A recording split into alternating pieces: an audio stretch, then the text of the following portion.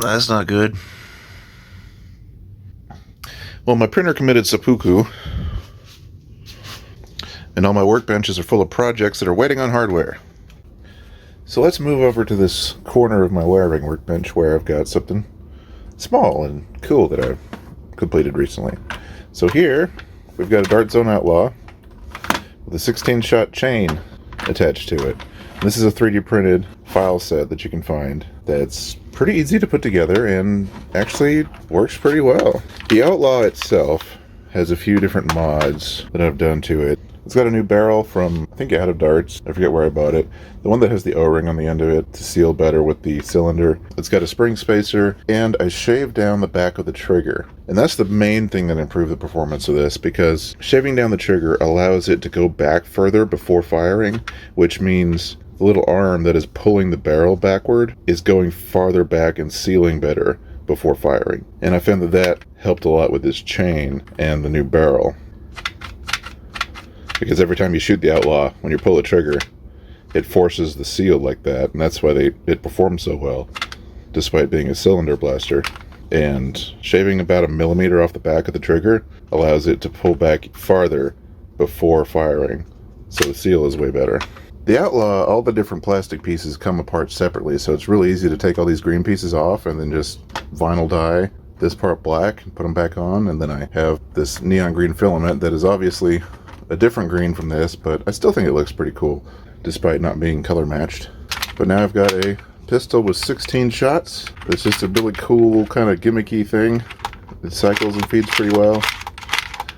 The prime is a little heavy with the spring spacer, but I've got big hands, so like I can do it no problem. Let's go shoot it. Well, that's crooked. Yeah. Alright, so I've got 3 bamboo darts, followed by 3 worker heavies. Let's see what kind of FPS we're getting out of this thing. 136, 142, 144. Now with the heavies, 114, 124, 128. Pretty good for a pistol, especially one with 16 shots like this. Now if you're not careful and you're like wagging it around too much, the chain can get a little off kilter, which is a little annoying.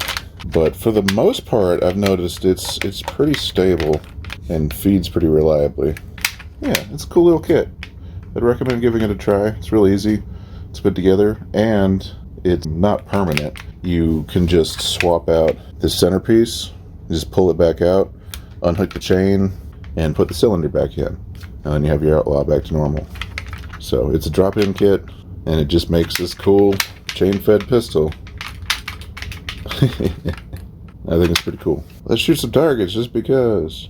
Pay no attention to the noodle. Anyway, got it loaded up with 16 shots. Just gonna do some plinking. Missed the first shot entirely, right above the purple. There we go.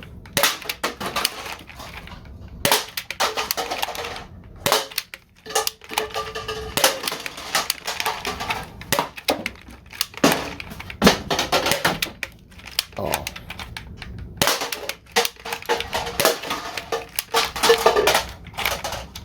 Oh.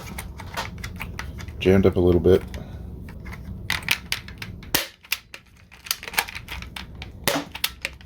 Oh wow, I put that right in between those two cups.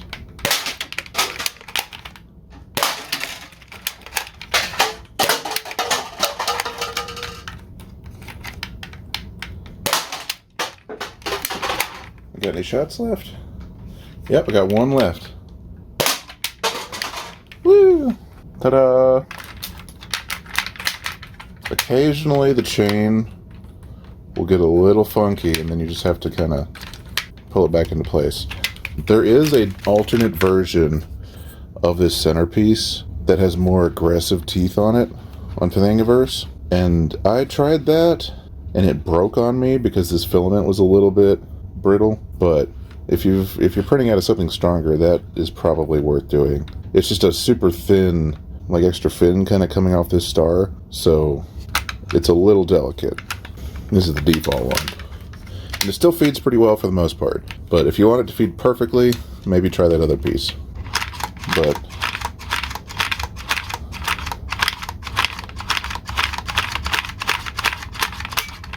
oh, there we go. That was a skip. Yeah, there was another one. As long as you're deliberate about priming it, it seems fine. Yeah. Just a short little video to have something uploaded. Right now the workshop is a crazy mess. I've got half-finished projects everywhere, blasters I'm working on for friends, all kinds of mess and issues, and of course with my printer just dying, that kind of puts a damper on things. But I've got a Bamboo A1 in the mail, threw some savings at it, so I'll be back up and printing shortly, and hopefully printing even better than usual with the Prusa. Prusa lasted me 6 years, I think, and before it decided to just blob filament out so bad that it took out its own wiring to the heating element. So yeah, it's created this orange blob while I wasn't watching it, and you can see the black bits are part of the housing around the heating element, and that would be the worst thing, but it also took out the wires that go to the hot end. So I could take this whole thing apart and replace the hot end, and I still might do that and have a backup printer, but it's been giving me all kinds of other issues, and I think it's time for an upgrade. Get all these darts I'm sorting for the Atlanta Blaster Club. I do it every month. It's worth it, so people can actually get decent ammo easily. Yeah, the workshop is crazy right now. Got a few little cool things to show off. Got some projects in the works that were waiting on hardware. Silver Fox got sick, and then USPS seems to have lost my package. I'm hoping they will find it and get it to me. It's just irritating. And then I'm building a shell-fed booster. That'll be cool too. But I didn't have the right O-rings, so those are on the way too.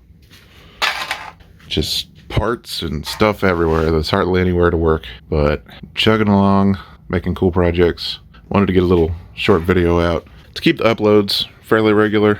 We'll see you in the next video, in which I tear into a so far unnamed blaster that has really irritated me. But until then, thanks for watching.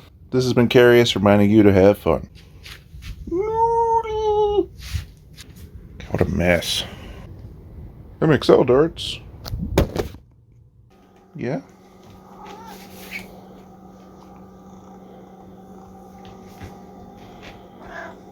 What?